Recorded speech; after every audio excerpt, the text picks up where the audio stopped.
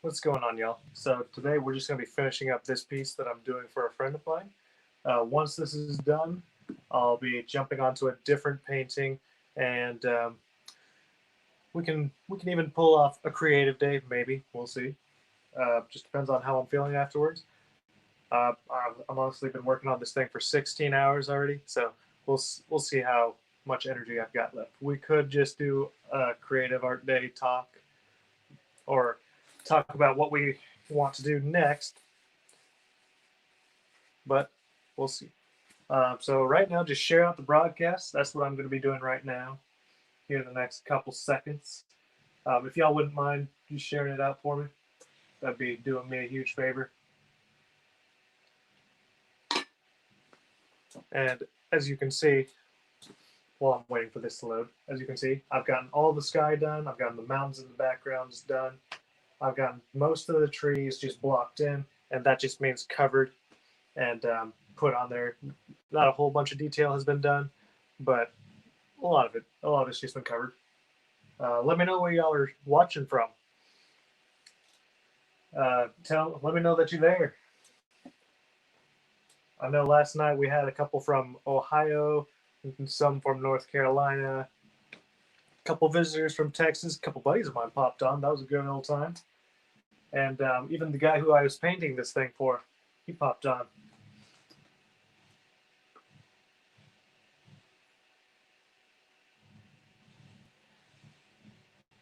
Oh man, internet is being a little slow today.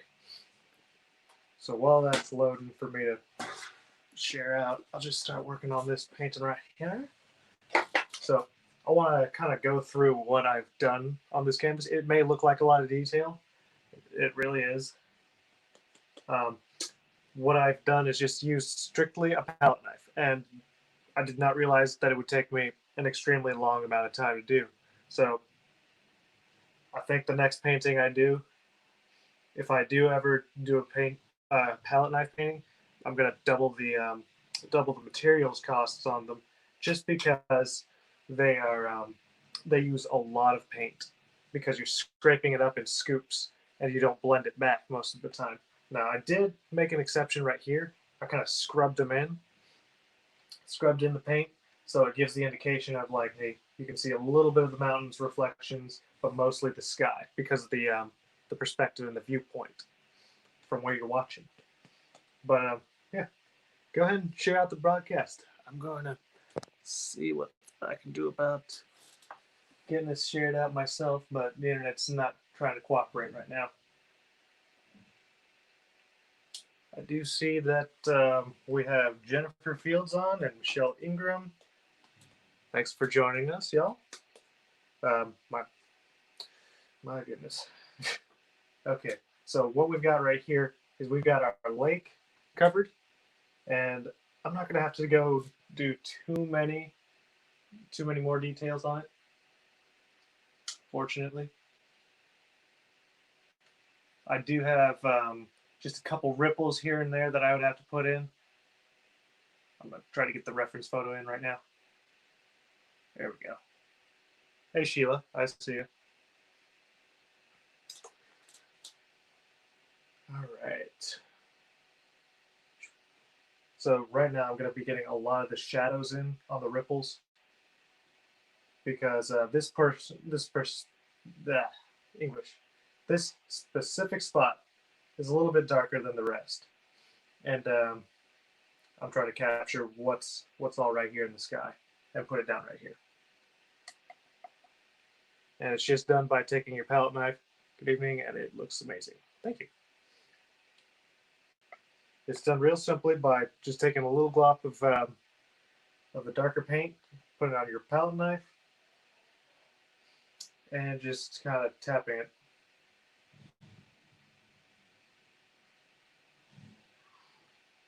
And then sometimes, like this is what I've been doing recently. I usually use brushes most of the time, but I've actually been having a lot of fun with palette knives. But what I've been doing recently is just kind of taking it and then doing little circles and just kind of rubbing it in, and then it automatically darkens everything up. So the background, or the not the background, but the underpainting is a little bit darker. Or what you can do is kind of just take your palette knife and kind of just keep going right back over it. And it has a similar effect as the scrubbing end, except it's a little bit more gentle. So you can maintain some more of the dark as opposed to if you're really scrubbing, which mixes it in a lot more.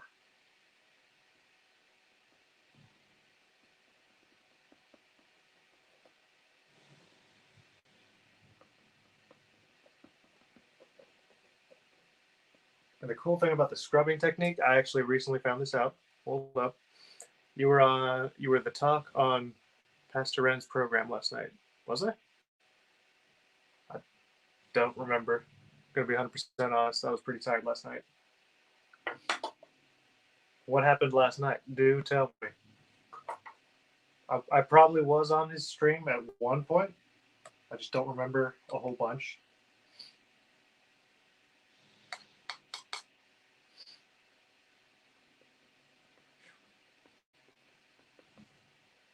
I'm really hoping that I can actually go down to the OSI thing. That's like one of my dreams for the next couple weeks. But finances is a thing, and then transportation and the military as well. I could drive there; it wouldn't be an issue. I'd be down to sleep in my car. The problem is, military's kind of got restrictions on me, so I can't actually go anywhere yet. Can't go into further detail on that, but y'all know how it goes. So right now we're just going to get a little bit more of these shadow colors here, just by tapping and pulling down, and just blending it back out.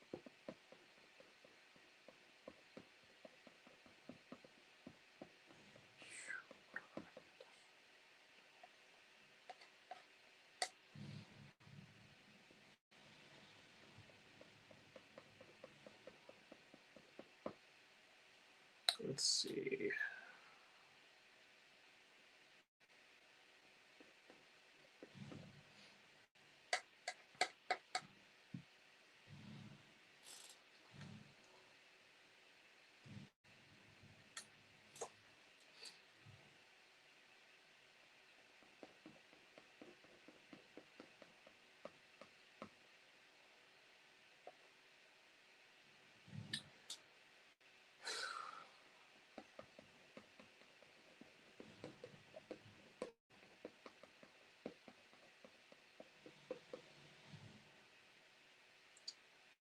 Does anybody on the broadcast have anything going on with their right side or the right side of their head, like headaches?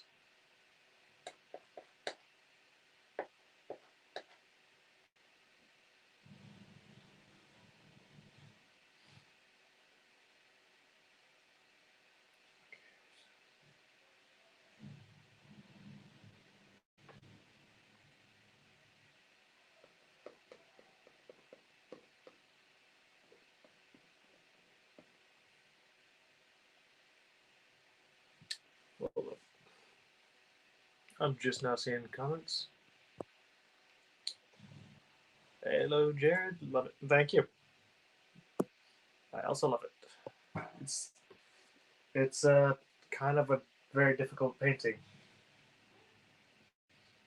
And on top of that, I'm actually referencing a photo. That's why it's probably taken so long. A lot of the paintings that I do and reference photos off of, they take me a longer time to actually get to work on. This one's taken me already 16 hours, and I only started it yesterday. I told the person it was for.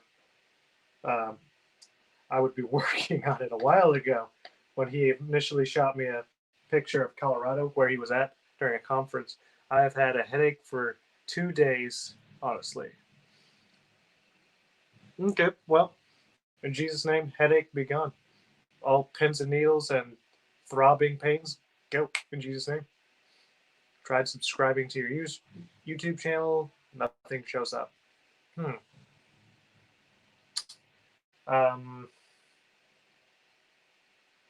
I'll send you a link again There, it should have a link that allows you on. However, there may be some sort of technical difficulties. Yeah. Huh. Right side of my head is having sharp pains. Sharp pains, pins and needles, go. In Jesus' name. I almost flung my palette knife.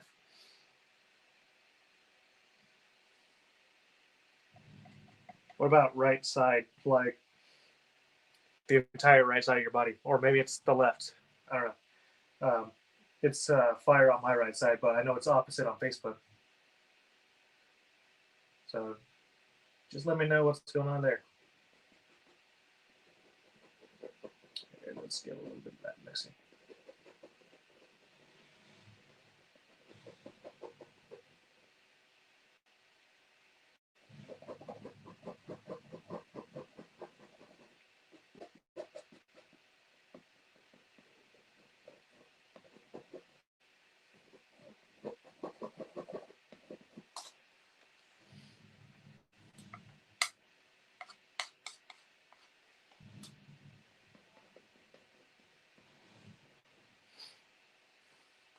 I clicked on the link you have up.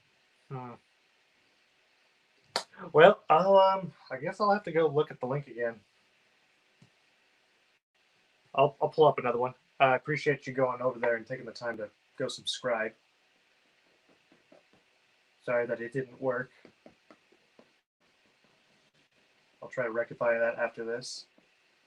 Once I'm done with this painting. Sound all right? Work.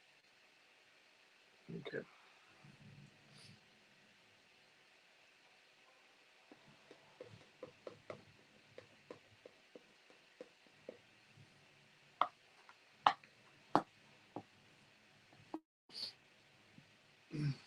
Okay.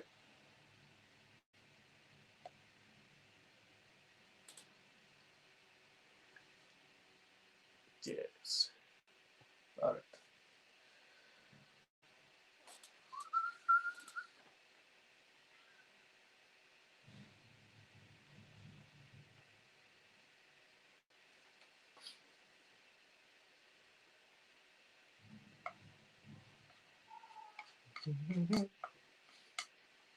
So I've been listening to this song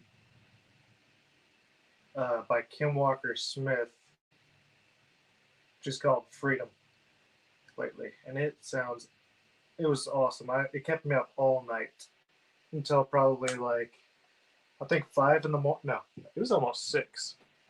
6 in the morning. Daggum near. It was about, we'll say 5:30 is how late I was up painting, and I'm just listening to that song over and over while painting. It was really, really good.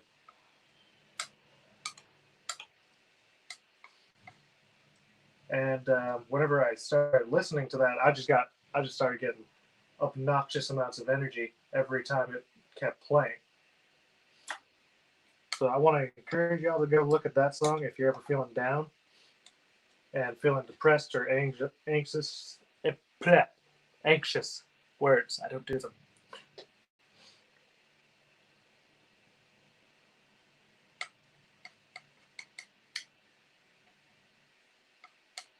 If nothing else, it's encouraging and it'll give you a good boost of energy, of Jesus energy. And I think you'll enjoy it. Here we go.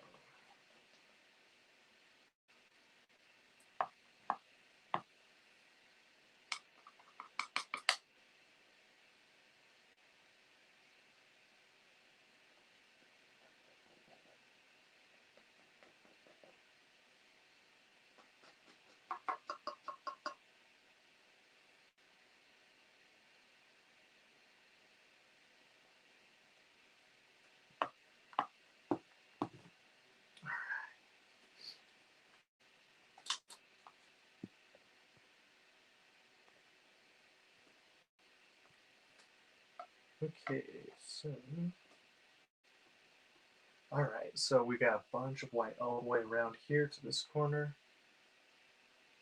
And then at the top of that, it looks a little bit more green. So this part is like a miniature waterfall, a man-made waterfall as well. 1 second.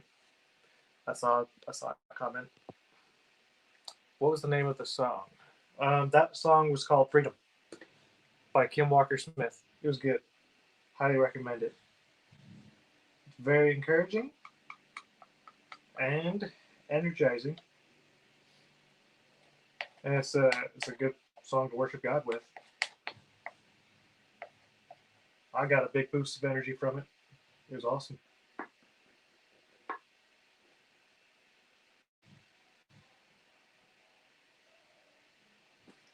Okay.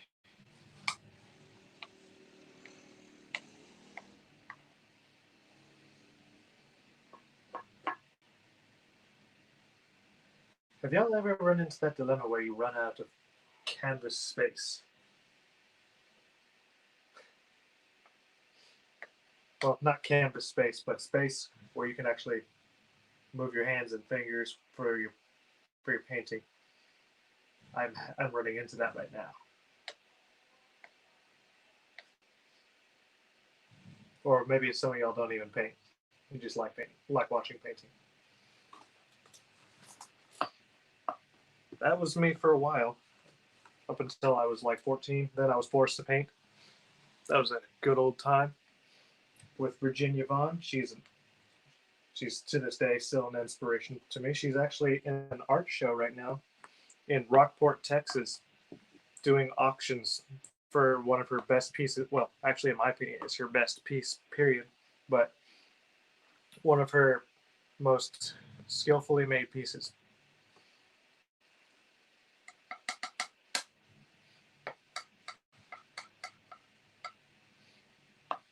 And it was based off of Job 26. I don't remember the verse or the chapter, or I don't remember the verse, but Job 26 was what stuck out to me. And it was about wildlife and God's creations and stuff. And when she did it, it was hands down my favorite piece and probably the best piece she's ever done. Give me 1 second. I see another comment. Nope, I don't.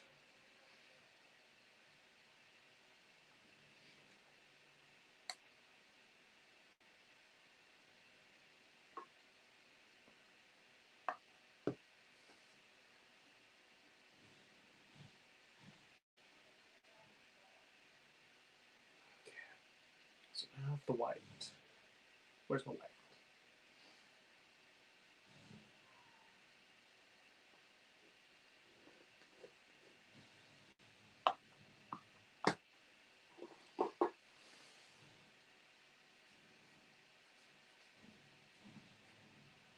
So whenever you're doing palette knife paintings, I love having dry paint. When you have wet paint, it's a lot more slick and it doesn't cooperate with you. Is what I'd like to say. It's not very cooperative.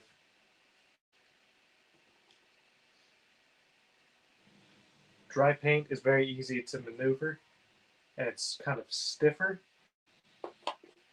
Wet paint is a little bit more uncontrollable. Like oily, like super oily paint is a little harder to maneuver. Okay, so it's just a little. So we'll just take right at the edge and then just kind of.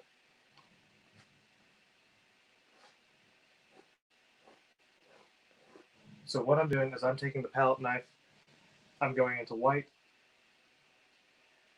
and I'm putting it right at the edge of the knife, and I'm grabbing into just a little bit of the paint that's already there, and I'm pulling it sideways, like the river's flowing this way, yeah?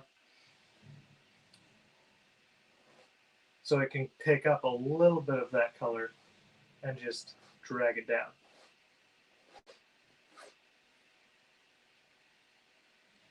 So just go into another mix of it, and then same thing.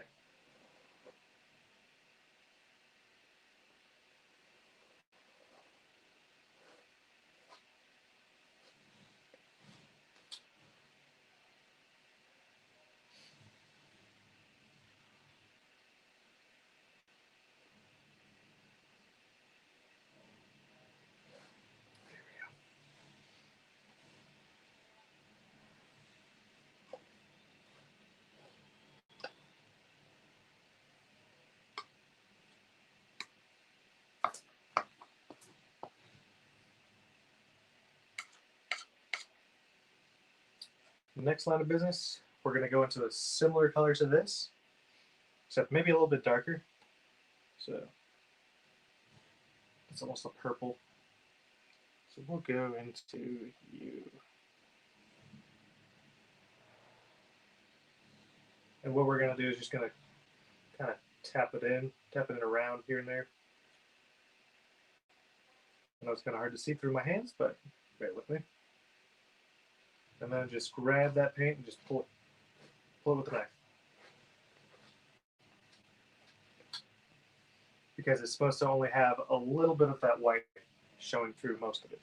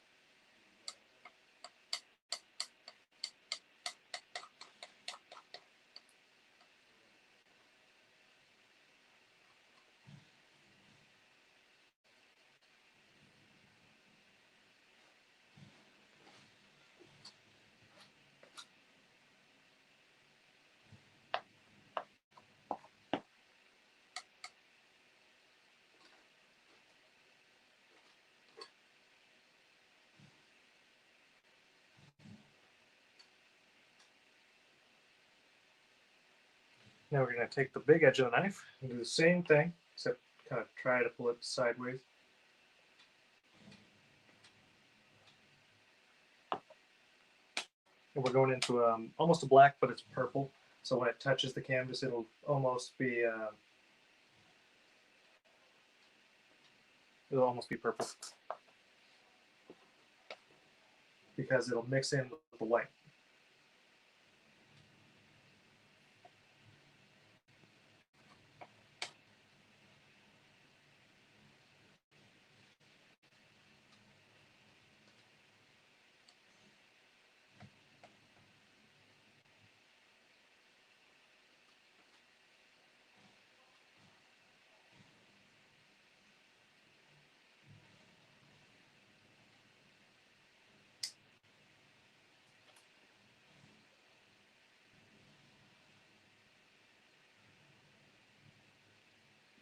And there we go.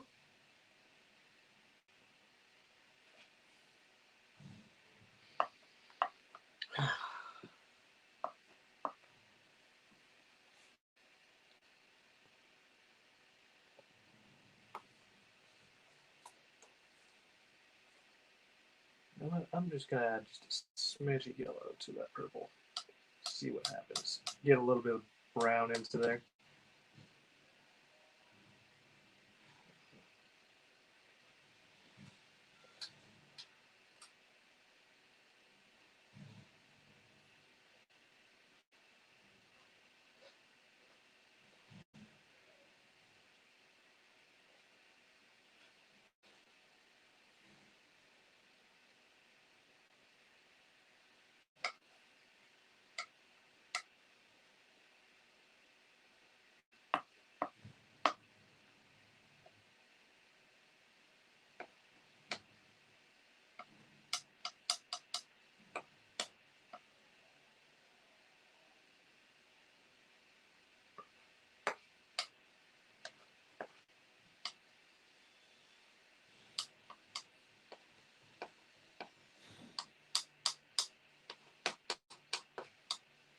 So now I'm going to kind of take this same color and kind of start pushing a little bit of it up top, but this is the darkest spot.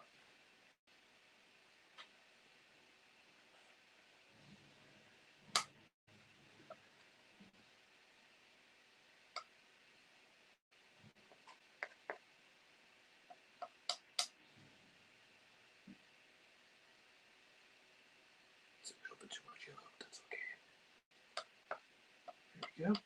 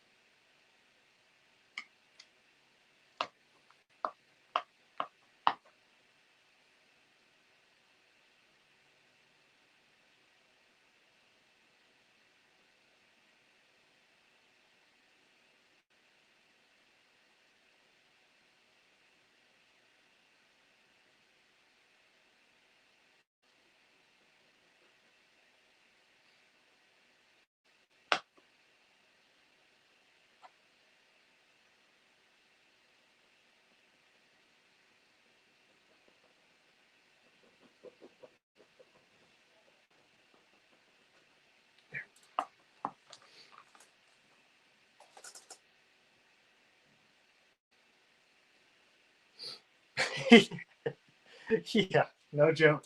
It'll get you amped up. I'm guessing you just heard it.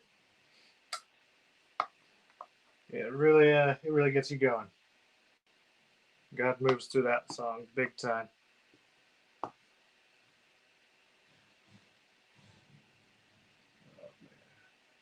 so just a little bit more of the darker paint.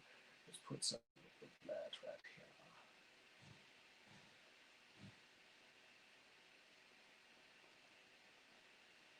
So what I'm doing is I'm just kind of depicting different shadows that I'm seeing, and kind of pushing some stuff back as well.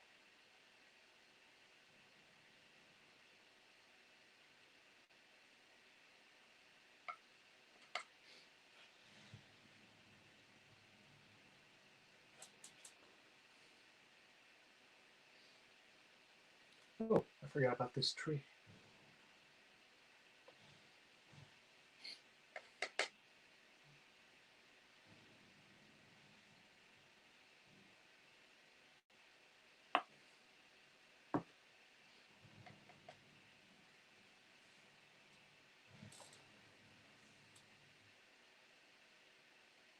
So right now there's a big pine tree. I don't do biology and stuff, as y'all can see, but I think it's environmental science actually. But I think it's a pine tree. It's a coniferous tree.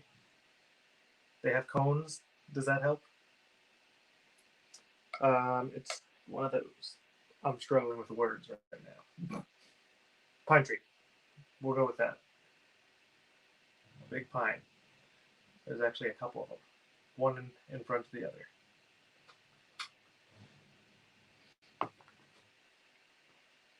So I'm just getting all the darks on there as quickly as possible.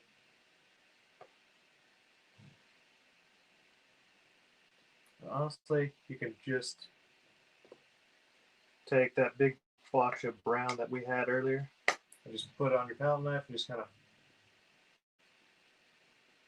mix and match it here and there. Or if you wanted to, you can even take the edge of your knife,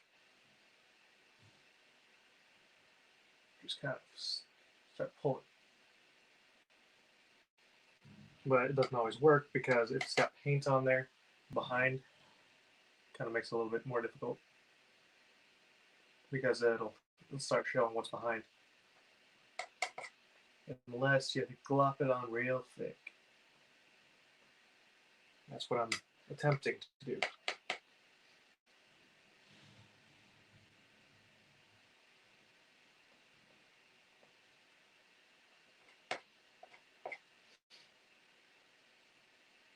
I'm going to eventually come back over this thing with a little bit more greens. But for the most part, I'm just trying to layer it in on the dark colors.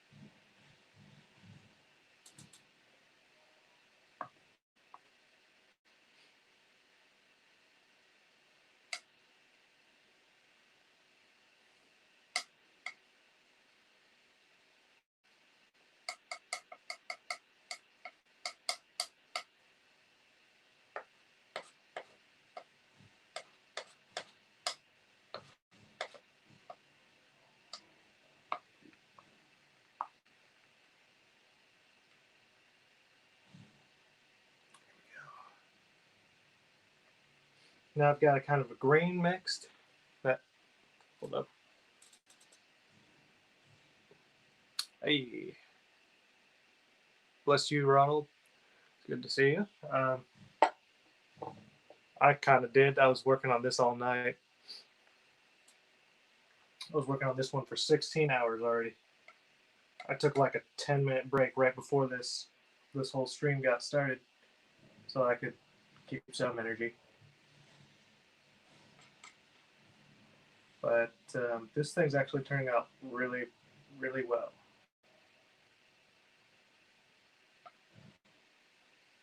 But, oh yeah, I would like you to just message me what you would like to see on it. I can't remember what we were talking about, but whatever it is you wanted to see on the canvas, let me know ahead of time, and I'll work with you on it.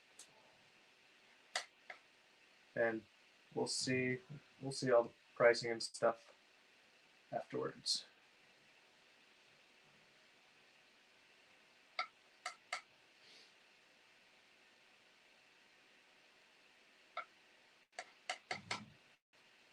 It's been kind of a busy day.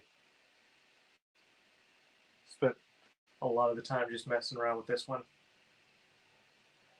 and it's turning out pretty nicely, if I do say so myself.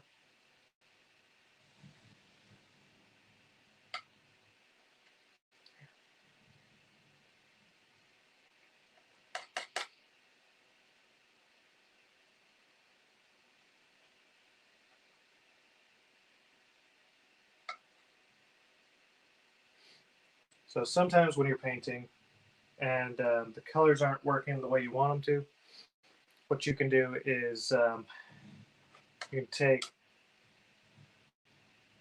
just take your palette knife and just rip the whole thing off. But we're not going to do that because I can fix what I'm trying to do. So I'm trying to get a real dark base on there, a base color to put behind the greens and highlights, because all this white that I put on beforehand is just kind of soaking right through. And I don't like it when it's soaking through right now. So I'm going to try to mix up a color that's pretty close to black, but it's going to be a brown or a purple. And the benefits of doing a brown or purple is when you start highlighting it with green, it'll start mixing and blending on its own. So I'm just going to go in here, just kind of put it on real thick. Whenever it starts mixing on your palette knife, just wipe off your palette knife and come back with the dark colors.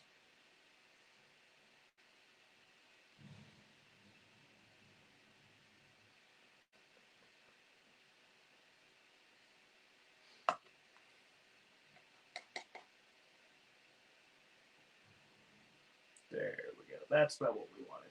We wanted it real dark.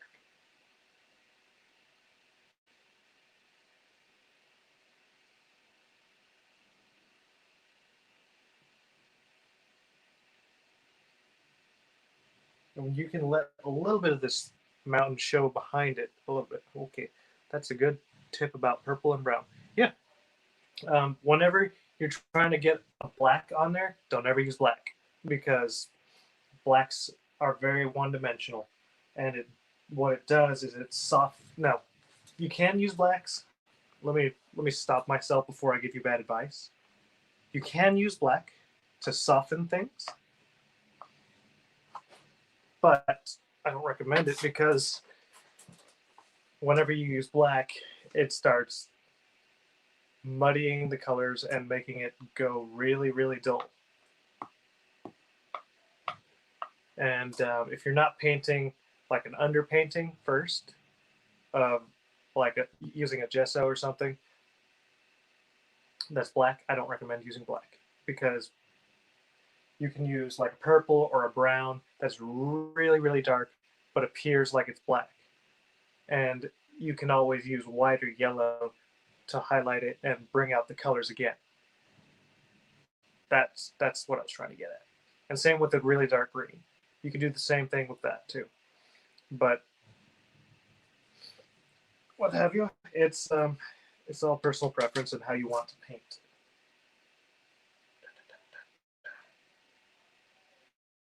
Okay, I think that's enough purple right there. So now to go back into the greens and start mixing those up again. I'm just gonna have to make a new one. New batch of green.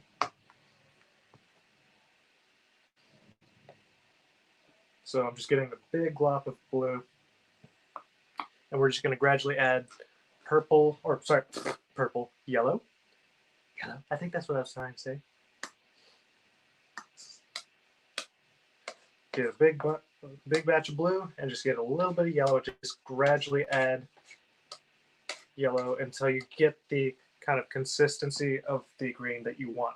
Because the more yellow you'll get, the more kind of, I don't want to say sickly, but the more yellow you add, the less blue it looks.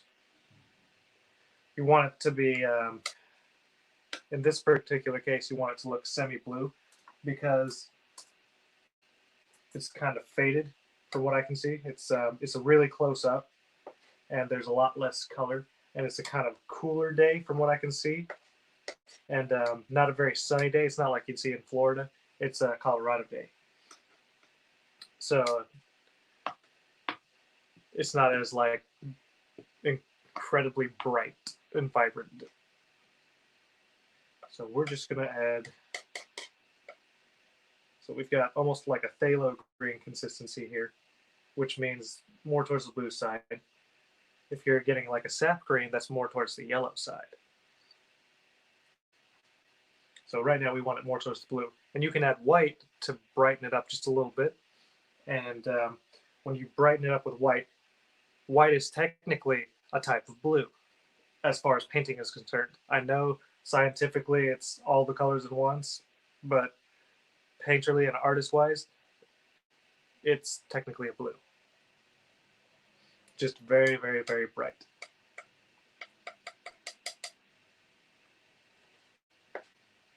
So when you start highlighting it, and it's a green that's more towards the blue side, it'll still push more towards the blue side. And it will milk it up just a little bit, but that's okay. That's kind of what we want. Ooh, I didn't see that before. So I can actually do this. So we're just going to take little bits and pieces and kind of pull it outwards, because the leaves and the branches that I can see, they kind of come and extend outwards like a Christmas tree. So it's like that. So I'm going to kind of take things and kind of pull it down like tiles almost. And I'm going to start from the top and work my way down.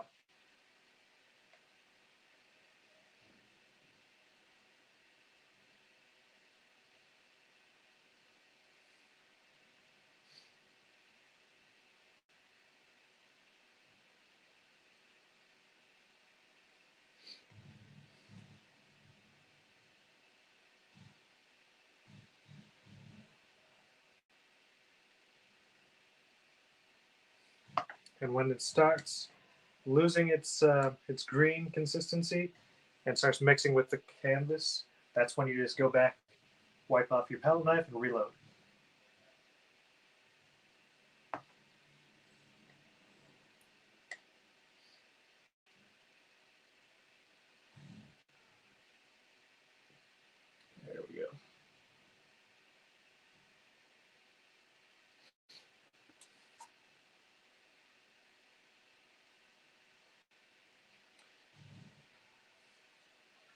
And just because it's the way it is, I'm going to add little tiny little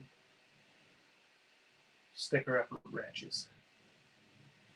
Actually, you know what? It's not cooperating, so we're going to kind of work our way into the tree. There we go.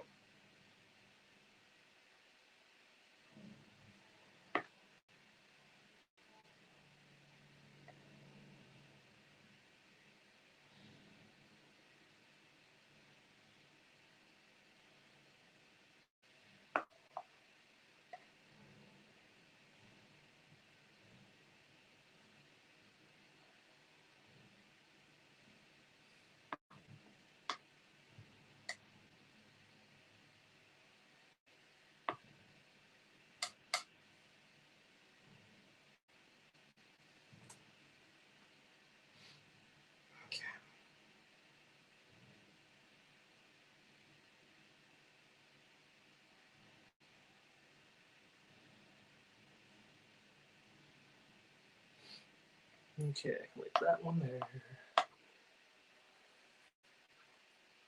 And I'm going to go back into brown. Touch up right over this area. Give it a little bit more white on this brown. So this area is kind of slanted, and I kind of need to make it, I just need to make it a little bit more distinct.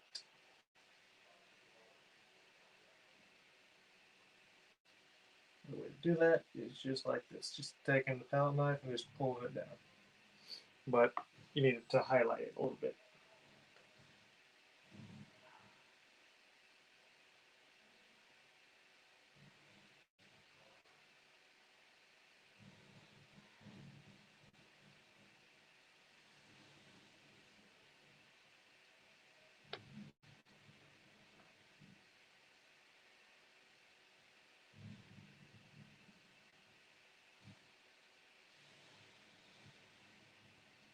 Okay.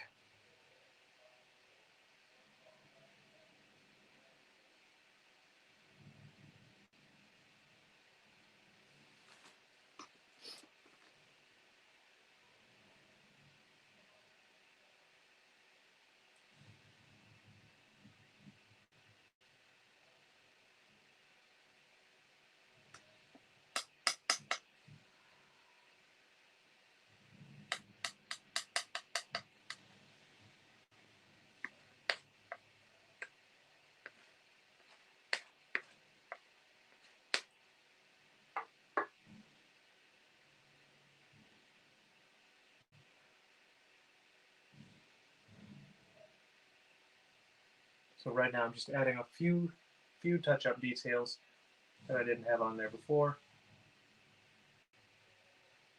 Just adding a little path down to this kind of wall thing right here. Not entirely sure what kind of building it is. It might be just a shed of some sort, but it needs to have those little details.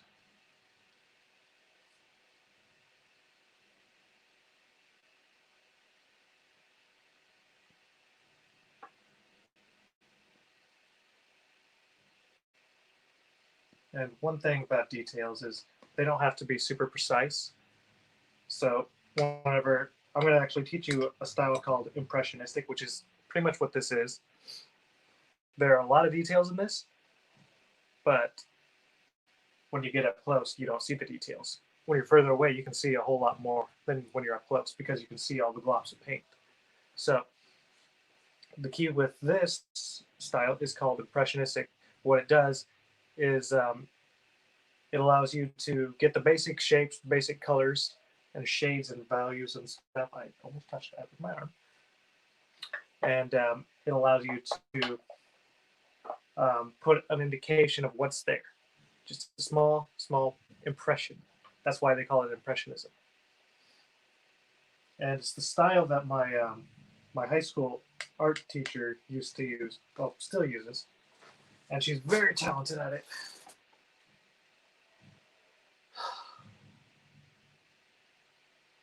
So I'm just gonna start adding just little tiny touches of details right here and along the lines of the water by just taking this little bit of, it's almost a brown, but I put a lot of blue in it and yellow. and even just the tiniest bit of crimson. So it's like a very white brown, very light brown. So when you take it and touch it, it looks far away, but it almost looks like a path.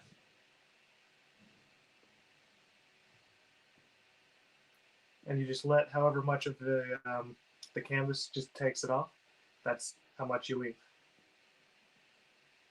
That's what this tapping does. And you don't want to take back and mix too much on it either. You want to let this dark show. So it's just little highlights. It's good to leave shadows because it looks like it's more detailed than it actually is. And I am wearing my crimson. Look at that. I'm doing it right. If you're not wearing it, you're not doing it right.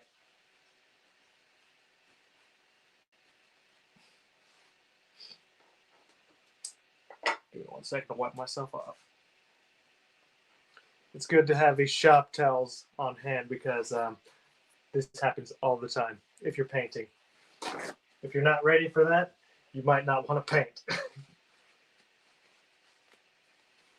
These shop towels work wonders because they're super sturdy. They're not too expensive, and they'll absorb a lot of oil. And I highly recommend the shop towels whenever you're trying to. This is a technique that I'm not going to show you all on this canvas because it would ruin the painting. But if you wanted to, you could take the shop towel and then just scrub. You become art. Yes, that's funny. I become the art. I am the art. Can you not see? I paint myself regularly. No, but whenever, dadgum, I don't even remember what I was gonna say. Oh yeah, that's it. When you're trying to make something look flat and keep keep the color, and then paint something over it without muddying up stuff. So what you can do is you can take the shop towel and then kind of scrub out all the excess paint, but it leaves the all the colors on there. And then after that, once you've done that, all the scrubbing of the excess paint, like actually you can use a palette knife to just scrub it off. Just scrape it off with a palette knife. Take a fresh paper towel, unroll it, and then just kind of pat it on to the canvas where you want it dried. And what this does is it absorbs all of the oil and leave it for like 10 to 15 minutes. And all that oil will suck up into it will start absorbing into the paper towel and it'll dry the canvas. And then you can paint right over the top of it without having to worry about muddying up your canvas. And that color will stay there. Super, super cool hack that I learned recently.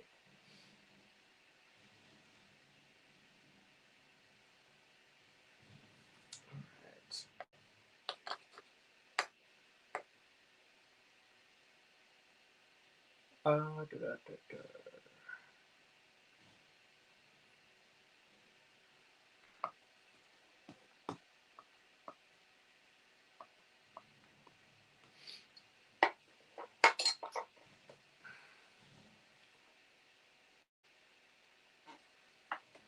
That was the fun part. Trying to get more details. We're going to go up into here to start tapping in some of those same colors, except we're going to start even pushing into it because there's almost a brown, like a dark brown in there. I don't know if it's a couple of benches or what, but we're going to leave. Yeah. It actually looks like a couple of benches. So we're going to leave an indication like there's a couple of benches right here. And I'm going to try to mix up a little bit more of a brown color over here.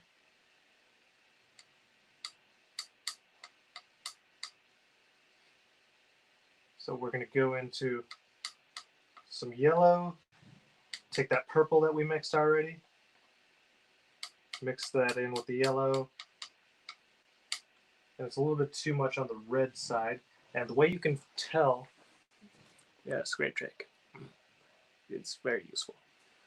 So the way you can tell for the colors, this is a cool trick too that I highly recommend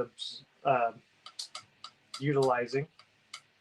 if you're going to start painting, but you can tell the colors different values or different uh, kind of ratios is what I'm going to say. I'm going to say ratios until I can figure out the term for it. There's an artist term for it, but I don't remember. But you can tell how much of a color is already in there just by looking at it and saying, okay, that's a brown, but it's more warm. That means it's got more red in it. Or it's cooler, and that means it's got um, more blues in it. And eventually, when you've practiced looking at the differences between colors, you can tell how much red, yellow, or blue, or even white has been put into it, and how much of another color you need to mix in to get a different color. And that's what I'm about to try right now.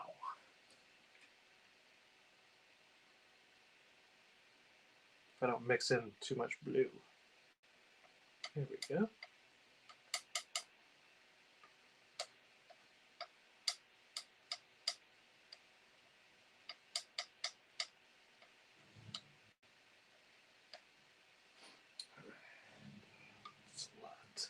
Let's use the flat edge. So I'm gonna leave the indication of a couple little benches over here. We're just pulling it sideways. Maybe give them 2 legs. Doesn't have to look spectacular because it's really far away. And I'm honestly not entirely sure if it's benches. But I can see the colors there. And when you practice looking at different pictures, you can see more details the more you look at different pictures. And the longer period of time you look at a different picture. Right, just like hair. Okay, just like hair color. LOL. The color wheel is my friend. Yes. The color wheel is your friend. Up until you figure out how the colors work. And then it's all up top. It just takes practice. The color wheel it was my friend at first, and then I started realizing, okay, I just need red, yellow, and blue, and then occasionally white. In this case, a lot of white. But red, yellow, and blue, you can get any color minus white. So that's why red, yellow, and blue, and white. Those 4 colors are your go-tos. Just like, I guess, if you're a graphic designer, cyan, magenta, and, or is it cayenne? Cayenne, magenta, and fudge nuggets. Y'all know what I'm talking about. The ink cartridges, those colors. See how much I remember from high school. 0. Okay. Now I'm just doing a quick glance over of all the different details. And I can see a couple spots on this side where, I could add a couple branches here. A couple little highlights. This is where you've blocked the whole canvas in, but this is where you start adding a little bit more color and start fine-tuning it the way, actually, you know what? I actually missed the spot. I missed the fence. There's a big fence right here. Whoops. We'll just go back and paint that in a second. I'm still going to add these.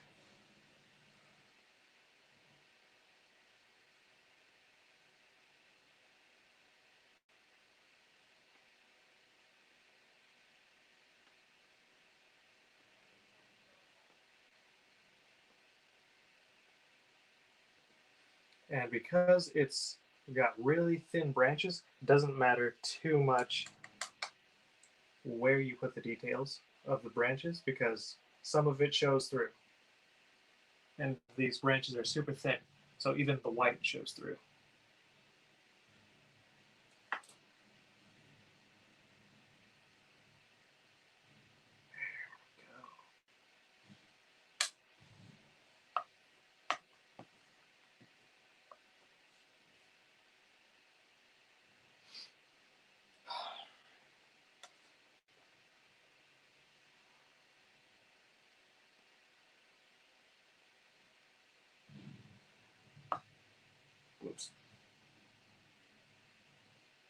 that supposed to be?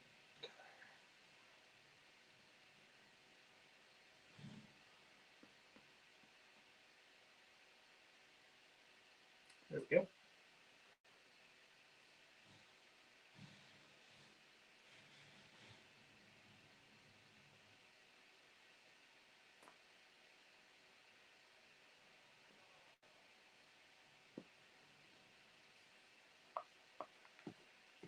So the cool thing about Impressionism, you can just relax and not worry about all the details too much.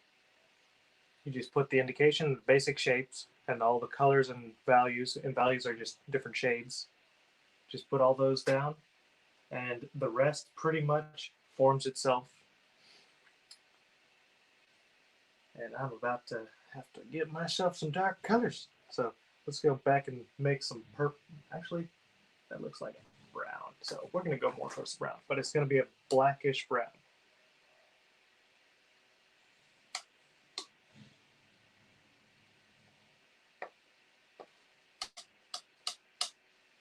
So the way I like to make brown or blackish brown is I go into, I just make my purple first, which is blue and crimson. Ultramarine blue is what I use personally, which is less powerful, like significantly less powerful than crimson. So that I only have to use a little bit of crimson.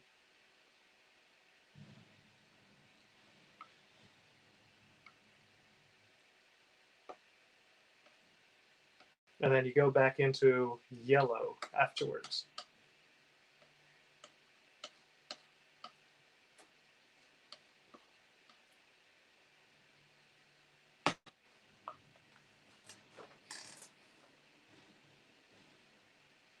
And the yellow, blue, and brown, or yellow, blue, and red makes the brown. And that's how you get it right. Now, in this particular case, use a very, very small amount of yellow because yellow also brightens the colors and you want it to look almost black.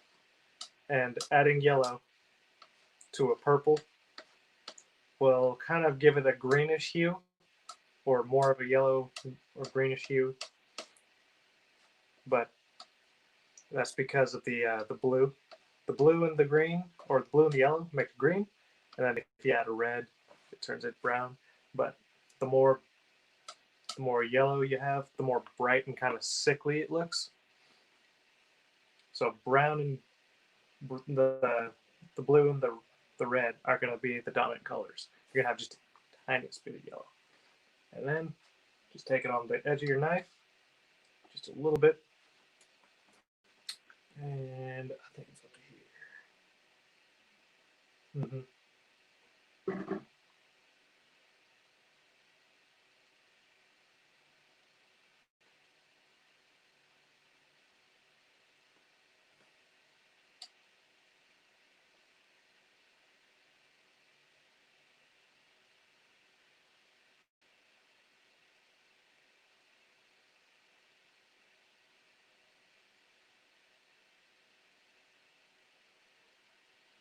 So right now I'm just giving the indication of it kind of going downwards, just slightly, like almost a stair stepping effect.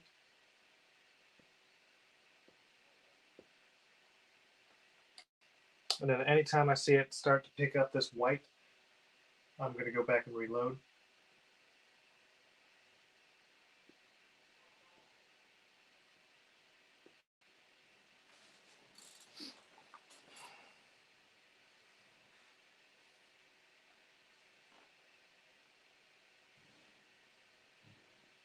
And I do find these processes really, really fun, minus the fact that it's this paint is really thick, so it's kind of a precise process.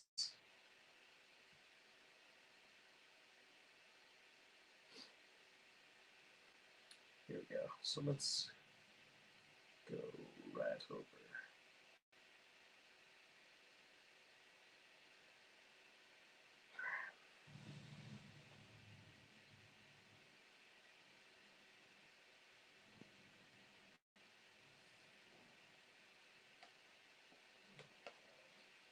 being that I don't have my stick, my stabilizing stick, makes this just slightly difficult.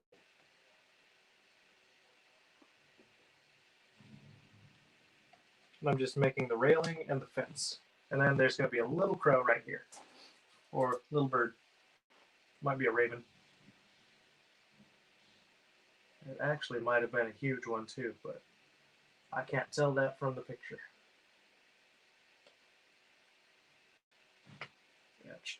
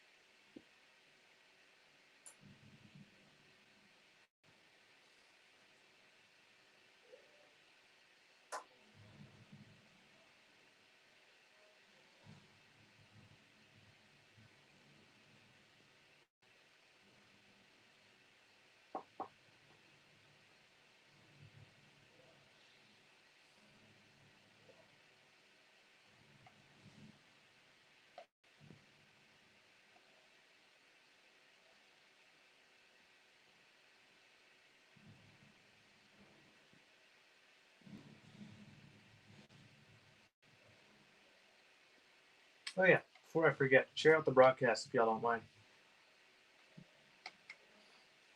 Tag people that you think would enjoy watching.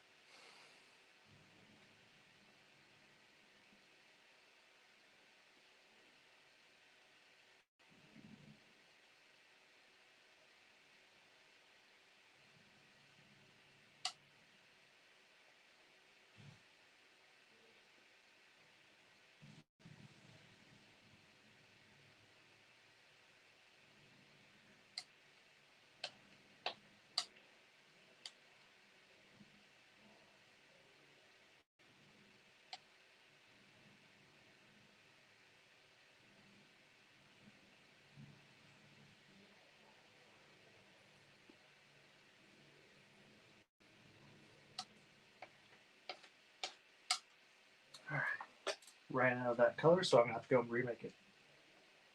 Go back into some blue, crimson, and a little tiniest bit of yellow. More towards the blue side.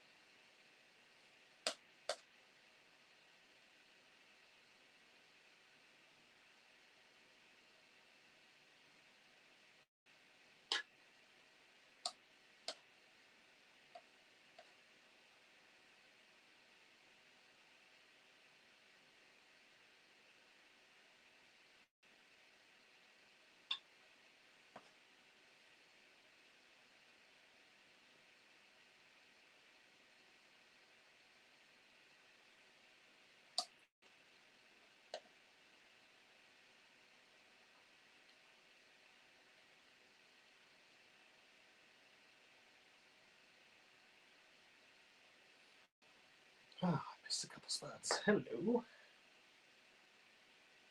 here. Come get some color.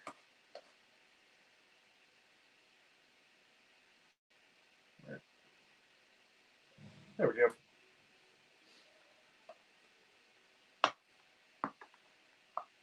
Now comes for the precision side.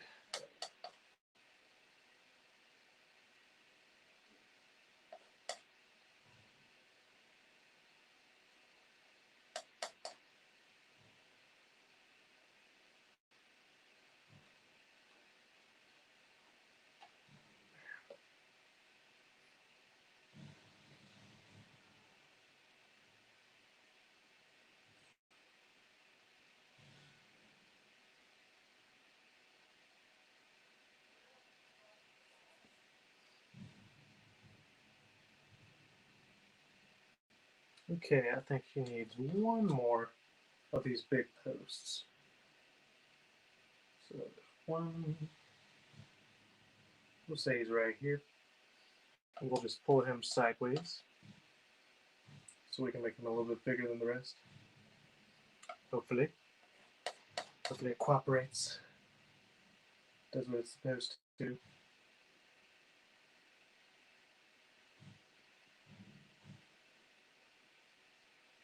Or maybe, you know what? I could actually pull it upwards, so let's do that. There we go. That sticks slightly over the railing. There.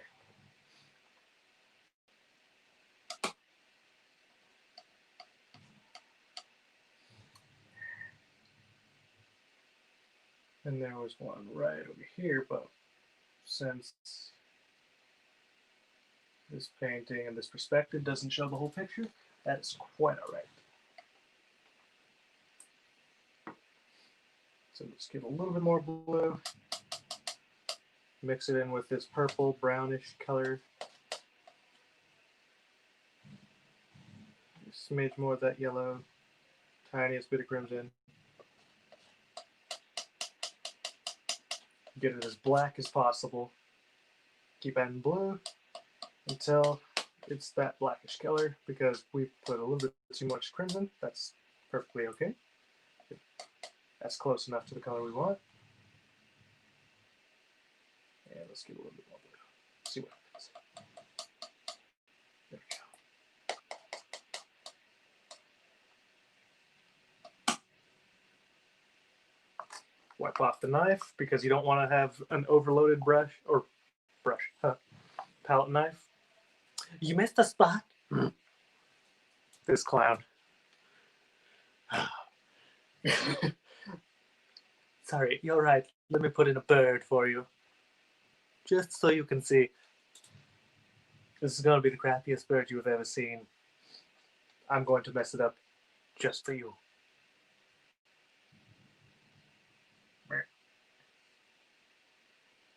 Dang. Actually, it's not going half bad.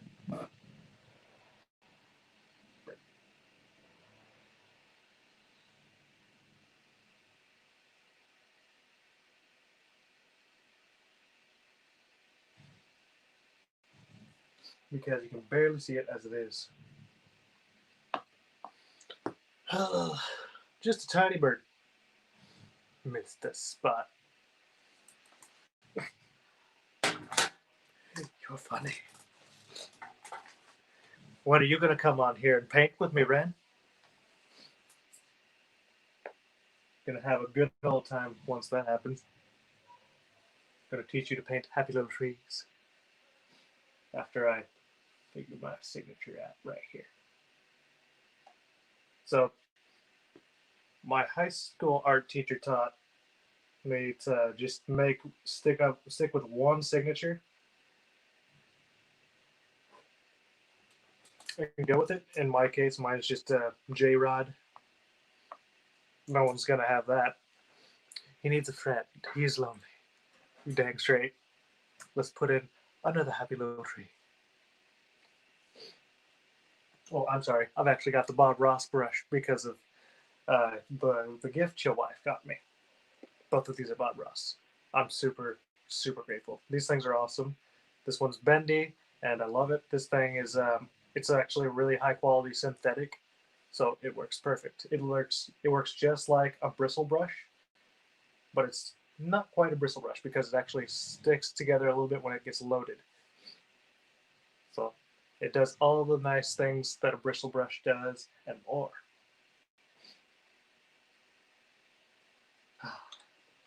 This one is for Colby Smith. And I actually got quite a few other people from different broadcasts trying to get lessons or I'm not going to say other paintings, but yeah, they were talking about other paintings. There were interests in hiring me for commissions, but we'll see what happens. I believe it's going to come. So let's see. Are you streaming today, Ren?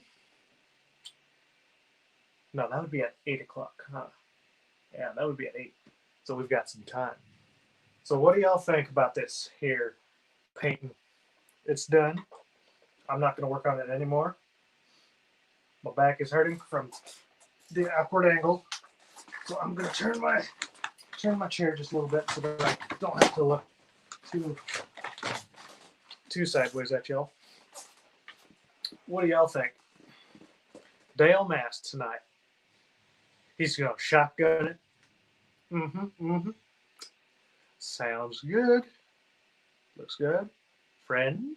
What? I don't understand the comment, but okay. You mean like give the tree a friend? I don't know. So I spent about 17 hours on this one, and it looks pretty good. Here, let me raise it up for y'all just a little bit. I can't actually see everything. Looks great. Turn it sideways for y'all so y'all can see a little bit more. So I think this portion, which I was working on yesterday with y'all during the stream, took me the longest because I was just trying to literally take the edge of my knife and just take in little tiny pieces and just put really high amounts of detail. And it took me like 4 hours just to get this portion. And I was like, you know what? No, I'm gonna put a little bit bigger glops on it. Bride friend, birdie friend. Oh, but there was no birdie friend in the picture. This is actually so I'll show you here real quick. This was actually based off of a photo. I'm gonna flip it around for you. Get y'all upside down real quick. Love the bird. Thank you. So this is the photo. I don't know if y'all can see it well because, you know, I can't really see the screen without touching the paint. But that is the photo. Let me poke my head around. Oh, I'm not even looking at it. There we go. All right. That's the photo. But I couldn't fit the whole thing in a 16 by 20 painting, so that's what I had to work with. Oh. And this is the results. Goodness, my cinema blah blah blah blah. My cinematography is not the best. There we go. Close enough. Okay, we will call the painting The Lonely Bird. Bet. I'm sure he'll love that. You know what? Actually, I'm gonna see if he. You know what? I'm going to do that now. Someone get Colby Smith on here. I'm gonna actually call it The Lonely Bird just because you said that. I don't know who else is friends with Colby Smith on here. Tag him. Because that is actually a pretty solid looking painting. Now, it's not exact. I can tell a lot of things that I can improve on, but it was done with a paint like a palette knife. So for a palette knife painting, for me, I think that's pretty darn good. Hold up. I see more comments. Nope, no, it was just the same one. Oh, man. So let's see. I'd have to say the most fun I had on this painting was probably these two spots, the clouds and this part. Oh, and the railing. I love fence posts and stuff. Yes. That is amazing. 17 hours. It took me a long time. It's going to take probably about 2 weeks, maybe 2 weeks to dry because it's super thick on paint. One thing that you need to know about oil paintings, the thicker you have them, and the more glops of oil paint that you have on there, the longer it takes to dry. And same with acrylic, but acrylics, give it a day, it'll dry completely. It won't even be tacky after 2 or 3 days. Oil paints is a different story. Whenever you're using white paint, that takes the longest, hands down, to dry of all colors. Crimson is probably the fastest drying paint. Yellow is equally fast. Blue is the second slowest. But white. This one has a ton, so it's going to be sitting here for a minute. And one thing that I really liked painting, or liked doing with this one, is discovering all sorts of different techniques with the palette knife. Because believe it or not, I don't have too much experience with the palette knife with strictly palette knife paintings. I actually have a lot of experience painting paintings with palette knives, just with certain techniques or certain objects, like inanimate objects, rocks. Sometimes like the stalks of trees and tree trunks. Yeah, absolutely. Branches, palette knife all day. But when it comes to like the branches and stuff, Never done it. When it comes to clouds, not once. Sky, never done it. So this is a first. Oh wait, no, I take it back. I did one painting. It was that purple one that I showed y'all the other day. That one I did, and that one probably took me about 8 hours, but it was 11 by 14, and I was just messing around making it up. Um, I wasn't working off of a reference photo, and that actually turned out pretty solid. And honestly, I don't know if I want to sell it either. It was one of those paintings. Some of the paintings that you do, you'll find that you don't want to get rid of, and those ones are typically your better paintings. And you may want to keep like depending. So I do maybe about based off the speed I paint and how many paintings I do per day and per week. I'll probably do around like 200 and something paintings a year, maybe more. Just depends on if I'm doing multiple a day or not. We'll average it on like 270. And out of those 270, I will probably keep maybe about four to 10. Because those 4 to 10 paintings are some of my best paintings. And those best paintings, you want to have at least 1 to 2 of them per year. Because once they're sold, they're gone forever. Unless the person is like your parent, in which case you may have a chance of getting it in your will. But I recommend keeping 1 to 2 of your paintings, especially your best ones, because those will be keepsakes that you can pass down to your kids when they're a little bit older, and it'll be good heirlooms. Which means, Red, don't sell those paintings. You must keep them paintings. Oh man. But y'all have any questions for me while I'm still on here? I've got about maybe 7 minutes. Or do we want to jump onto another painting? We can do that. We can do a real fast 8 by 10. I've actually got one somewhere around here within reach. Or maybe not. But we can do another painting if y'all want. Y'all want me to start on another one? Or you just want to do a Q&A session? We can do whatever y'all want at this point, because my main objective on this stream was this. And this is complete. So what y'all want to do? I'll wait for a little bit. And I'll get up and stretch while I'm waiting, because my back hurts. Oh, there's the 8 by 10. It was hiding. Right.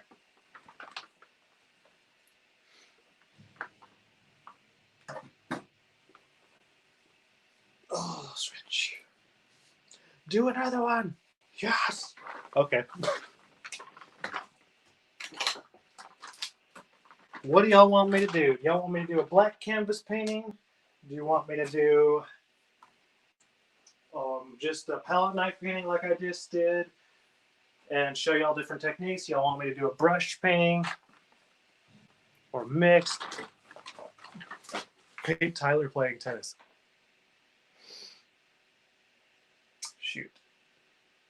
I'd have to have a reference photo. He looks different than he used to. That'd be flippin' hilarious, though. Black canvas. Oh, goodness. They want a black canvas. Where's my 11 by 14? I've got 11 by 14 somewhere. Here we go.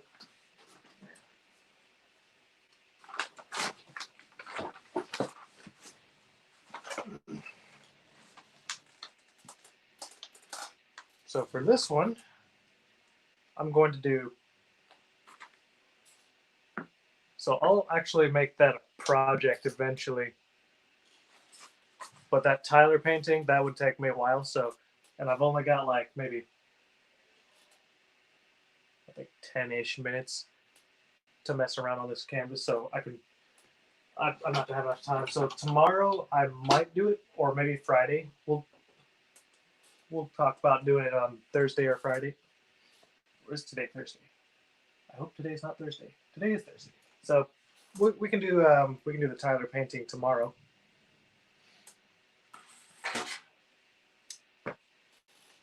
So what I'm going to do is I'm going to cover this entire thing. Actually, I'm going to make a green, a really dark green. That's going to be fun.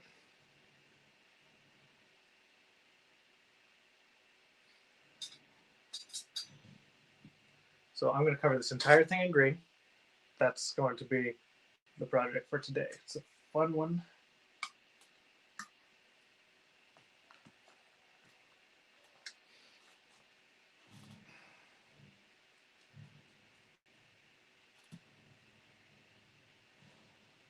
Where is that? All right, that'll have to work for now. We can just use the leftover colors.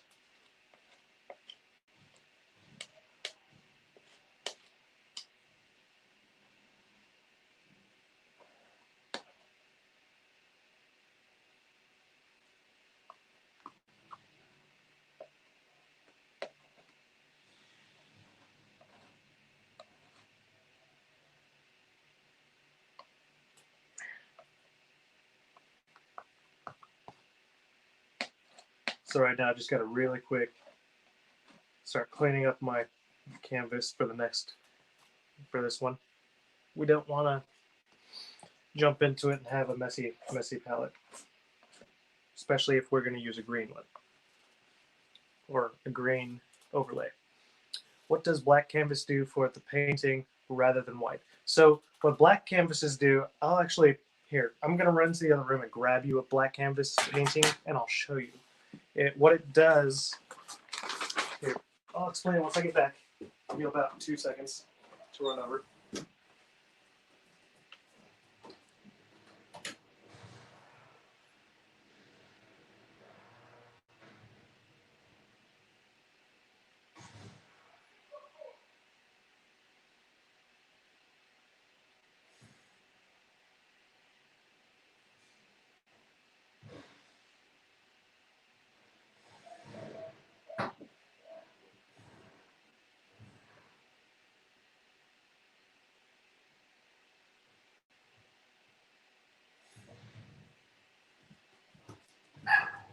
Oh, hush, Nori. Quit your sass. I know you want me to come pet you. Okay, so I've got a couple of black canvas paintings, and I'm going to have to be real careful with one of them because it's still wet. So what black canvases do that whites don't is it allows the darkness to shine through whenever you're painting like a coat of paint, if you're using a brush. So for this, actually this was a white canvas painting, so I can't use this one. Dang it. I'll put you right over here. And stay there. Okay, so this is a black canvas painting. What it does is whenever you put an overcoat of like blues or crimsons in it, and it's real thinned down, and you take like, we'll say, where's my brush? We'll say you take a 2-inch brush or a 1-inch brush, and you blend. You take blue, you coat the entire thing with blue, with your palette knife with a thin layer. Then you take a brush and you blend it, like blend it all together. You can make a white, like you can make a light source in certain areas, but wherever it's thinnest, the black actually shows through. Does that make sense? So black canvases are meant for the black to actually show through. And it's meant to be a dark painting most of the time. And what you can do with it is allow like glowing to take place. So the way you do that is we'll say we coated this entire thing with blue, yeah? Where I put my light source is where I'm going to basically take this brush, load it with white or whatever color the light source is. In that case, it could be, if you were using blue, it would be white. Or if you're using crimson, it could be either yellow or white. It depends if you want it warm or cool. But in a nutshell, you blend it out in a circle and kind of go around and around and around until You blend it all the way to the corners, and it creates a glowing light source. And also, you can skip spots and leave the black. And it gives a lot of contrasts that you can't get as easily as when you're using a white one. And if you're using like a white canvas and you paint it real thin, that white shows through, and you don't want it to show through. But the black, you intentionally want it to show through, so it gives the appearance of a night, like a real dark night scene. Does that make sense? That was a good question. I want y'all to see that.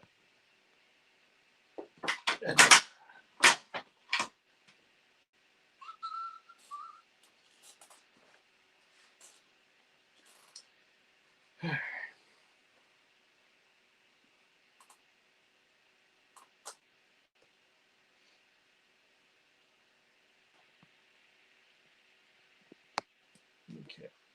Well, without any further ado, yes. Okay, so we do understand. Cool. Without any further ado, I'm going to actually put this down. You know what? I'm over time, but I'll give y'all 10 minutes. I'll just show y'all the start of the process for those of y'all that are new and never seen me paint black canvases before. I'll show you the exact process and how it's done. At least the start. You won't get to see the whole thing. I will be working on it while going to listen to different broadcasts.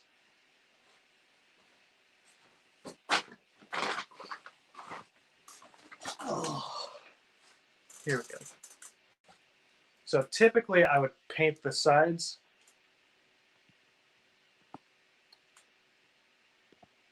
Typically I'd paint the sides of the canvas black as well, but being that I don't have too much time, I will not be doing that tonight.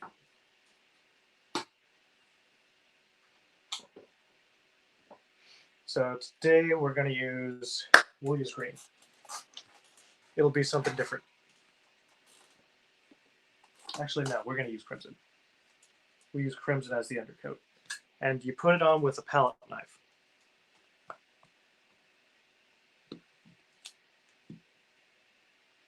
And you can also use blue and crimson as well on the same piece if you want to.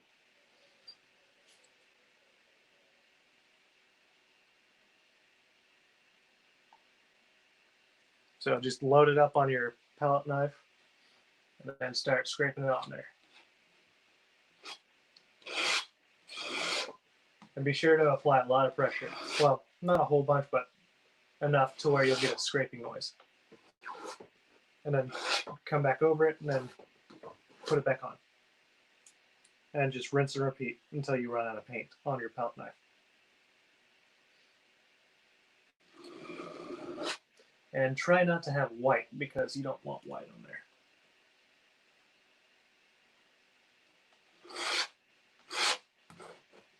Because you don't want to have to automatically put your light source right up top.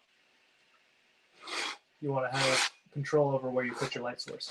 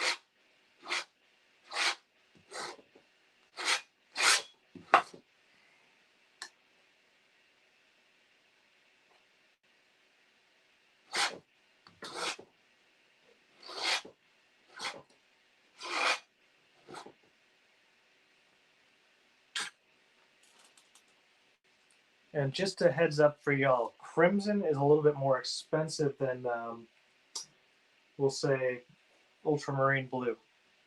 just a little bit. And they come in smaller tubes too. They rarely come in big ones. And if they do, they're significantly more expensive. So there's just a heads up for y'all in case y'all did want to use them. Use crimson as your undercoat. That's what I was going after.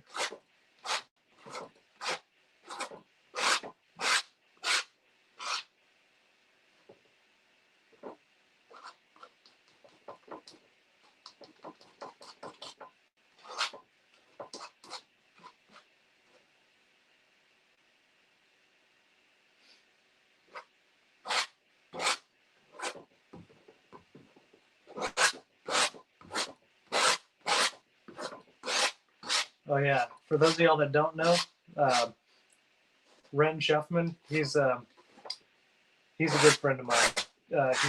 He runs his own broadcast. He'll actually be on here in like 20-something minutes.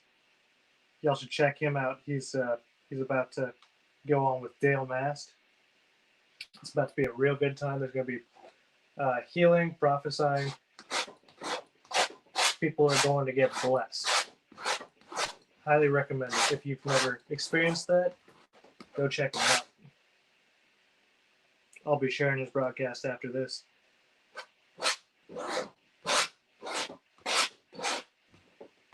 If you're interested, just let me know. I'll shoot you a link. If you don't already have access to his Freedom Fellowship Church page, I can get you on pretty quickly. Just shoot you via Messenger. Oh, no. No, go away, wait. We don't want you here yet. You're not welcome.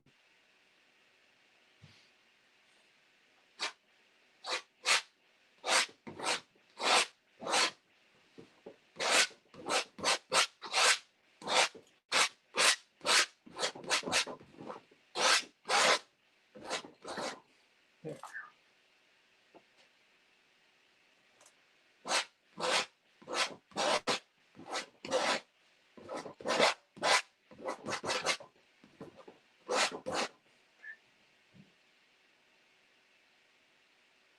Come on now. Get on that.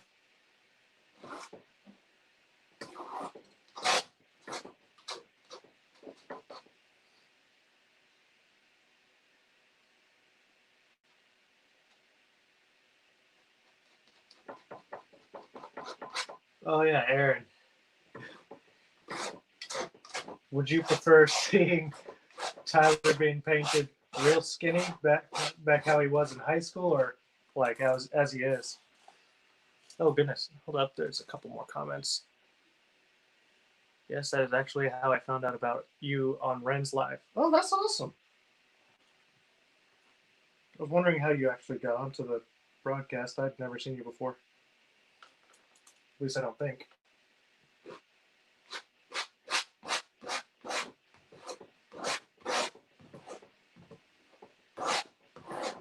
A lot of people on Ren's broadcast know me, and I'm just like, I don't know any of y'all.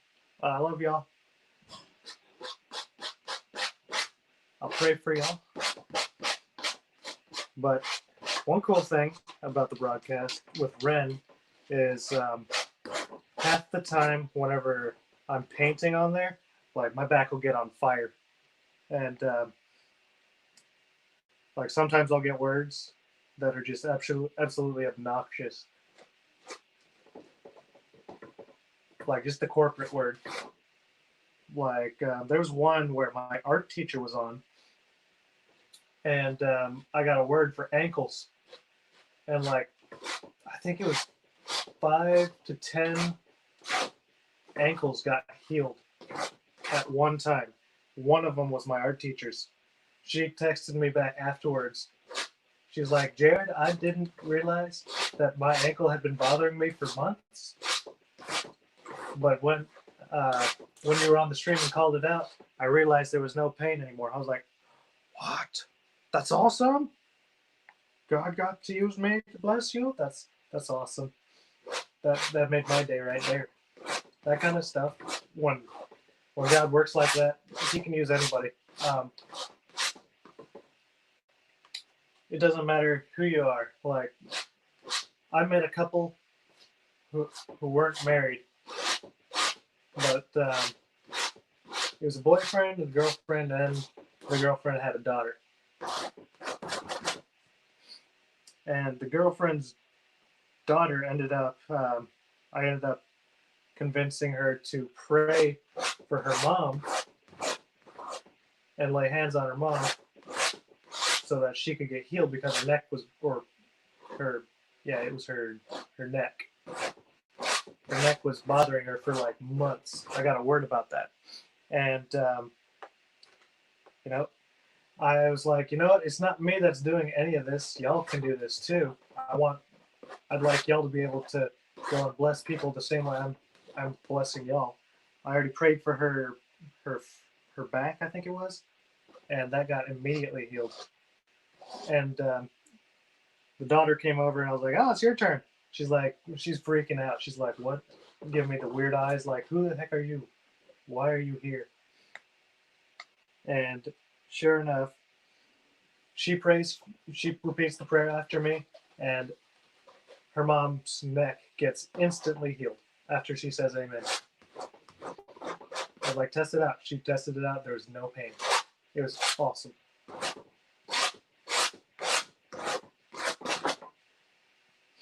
I'm out of crimson. So it just goes to show God can use anybody. If you step out, even if you think it's not going to work, like God's like, "Huh, you're funny. You can still do it. Or I can still do it despite you not believing." Just the fact that you agreed to step out, yep, you can do it. God can do it through you. You don't have to be me, or you don't have to be a Pastor Ren or a Dale Mast or anybody special. They're not special. Like, God can use anybody. Moses wasn't special. He used him. The dude could barely talk. He had a speech impediment, more than likely. He had his brother Aaron speaking for him, but he did the craziest signs and miracles and led a people because God was like, "Yep, you're mine. You're my dude. I choose you."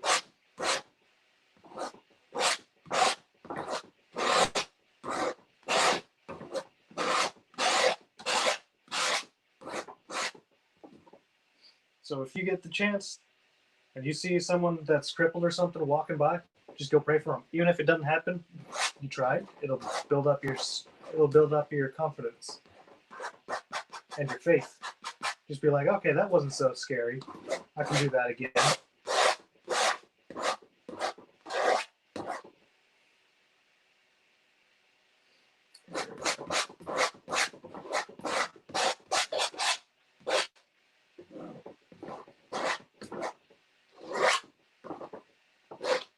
So what I'm doing is I'm really pressing down hard on this canvas so that I can get all the paint just thinned out as thin as possible so that we can have at least a little bit of this black canvas showing through.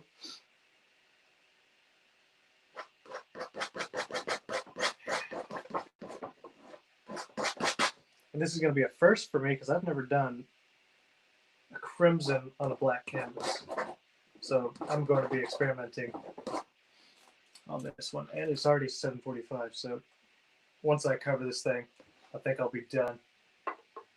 So that I can jump off and go on to Ren's stream whenever that comes on. So do y'all have any questions for me while I'm still just horsing around with this thing?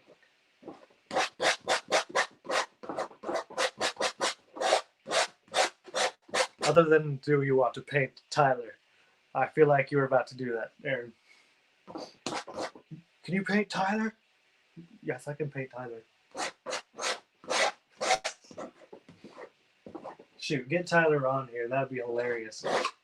When I do that painting, he'd probably shuffle. It may not look pretty, but I'll do my best. Aaron, if you could get me a picture of him back when he was playing tennis in high school, that would be a huge help. and I'll have a giant chat bubble that just says "tennis" and have him yelling it.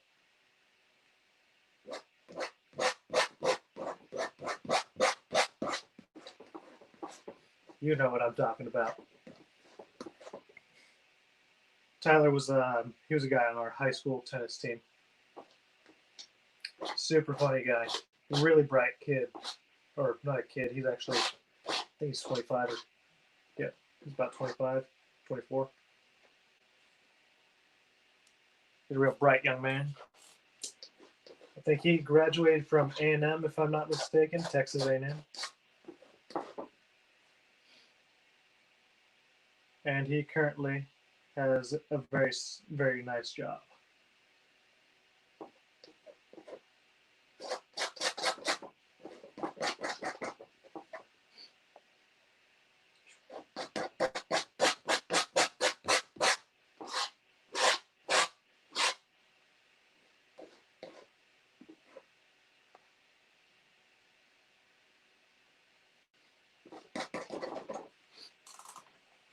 I'll try and look.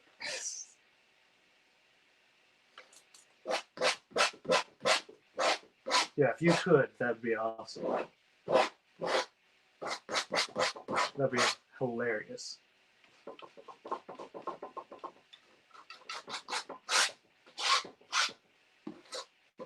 Yeah, I don't recommend using a paintbrush if you're going to put a coat on here first.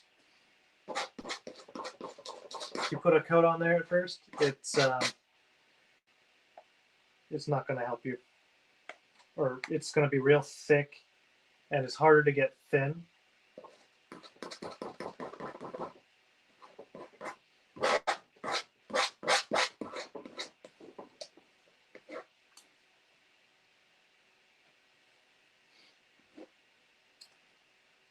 All right.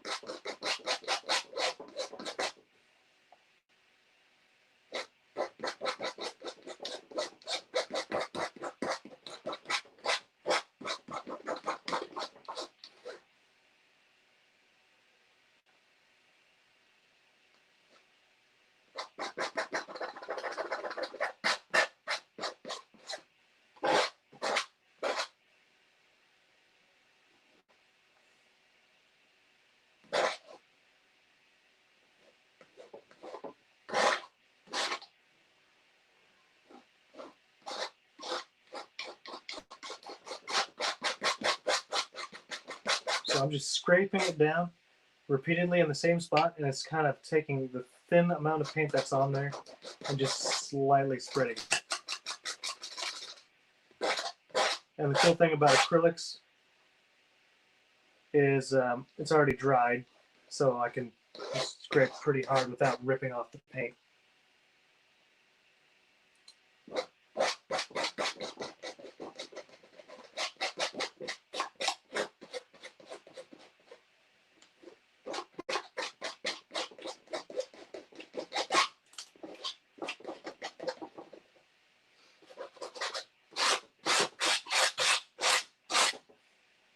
Okay, next line of business. Now that you've got your coat on there, what you do, wipe off your small palette knife, take your big one, make sure that's wiped off too.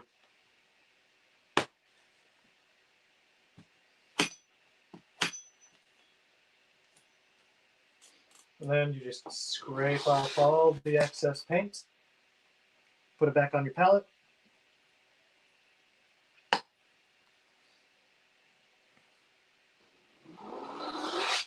I'm just going to go sideways.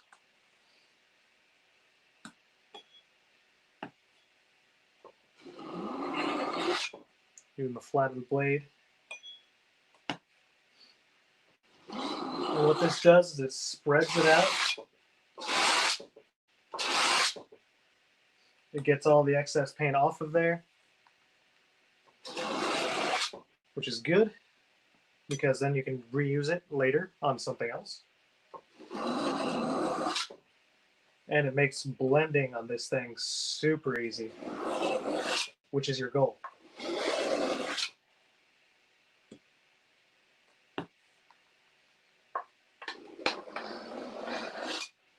There.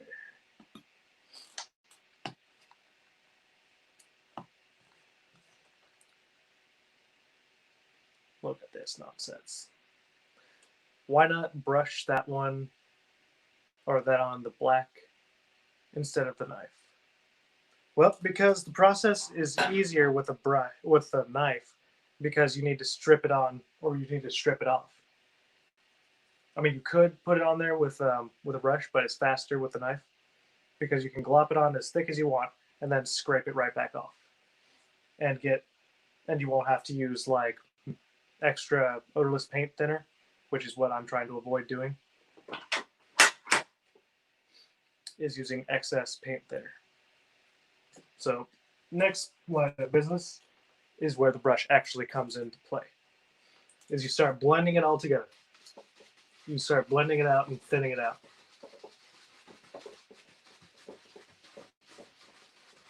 To where the black doesn't show through until a little bit later. And then you just take it from the bottom and start brushing it up. And what this does, it removes all the brush strokes. Gets a lot of paint on your brush, but that's okay. But what you want to remove is the glare. So if I were to do it sideways, y'all can see the glare, right? This glare is really, really bad. And when you've got a decent light source right above you, which I've got my lights pointed towards the ceiling, so it's a really nice soft light. When you've got a decent light source like I do, it leaves a glare, and you do not want a glare because in almost any house, your light source is going to be above you. So that's where the brushing it upwards comes in handy. And I actually discovered this on my second black canvas painting. No, yeah, my second black canvas painting. It made a world of difference. So that is how you prepare yourself a black canvas. And then you just go into your odorless paint theater, wipe off all the crimson out of your brush, because you don't want that to be all up in your other paints. Let me see if I can't get this thing. There we go.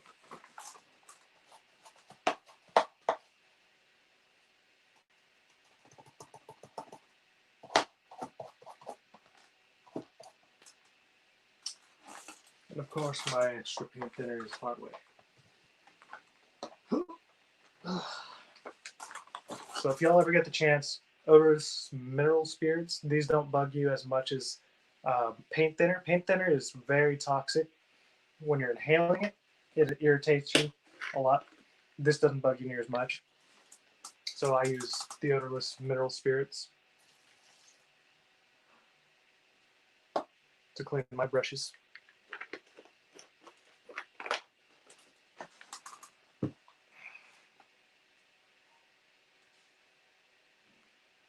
And it's about that time. So thanks y'all for tuning in. Thanks for sticking in with me as long as you have. And I will see y'all tomorrow at 6 p.m. I might go early if you're friends with me on Facebook or watching my my art page. I will let you know what time I'm streaming if I'm going early. And yeah, absolutely. If you have any further questions, just leave it in my review section or the comments down below, and I'll get to them as soon as possible. Thanks, and y'all have a wonderful evening. Let's try to figure out how to end this. There it is. End button.